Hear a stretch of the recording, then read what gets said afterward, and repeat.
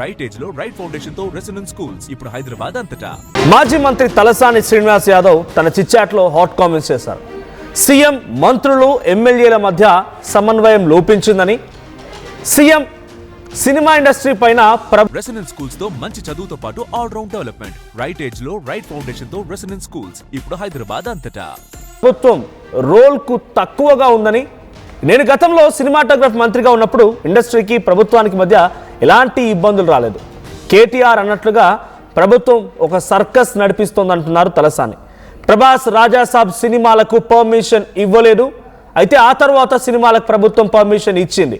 అంటే తలసాని శ్రీనివాస్ యాదవ్ అంటున్న మాటలో రాజాసాబ్ సినిమాకి అర్ధరాత్రి 12 గంటల వరకు కూడా టికెట్ ధరలు పెంచుకోవడానికి ప్రీమియర్ లీగ్ పర్మిషన్ ఇవ్వనటువంటి ప్రభుత్వం ఆ మరుసటి సినిమా మనశంకర వరప్రసాద్కి మాత్రం ముందుగానే అన్ని రకాల క్లియరెన్స్ ఇచ్చేసింది. టికెట్ ధరలు పెంచుకోవడానికి ప్రీమియర్స్ వేసుకొని అన్ని రకాల పర్మిషన్ ఇచ్చింది. అంటే రాజాసాబ్కి ఎందుకు పర్మిషన్ ఇవ్వలేదు? మా అబ్బాయి 6th వచ్చాడు, స్కూల్ మార్చాలండి. కంగారు పడకండి, రెసిడెన్స్ స్కూల్స్ తో మంచి చదువుతో పాటు all round development. Right age లో రైట్ ఫౌండేషన్ తో రెసిడెన్స్ స్కూల్స్ ఇప్పుడు హైదరాబాద్ అంతటా.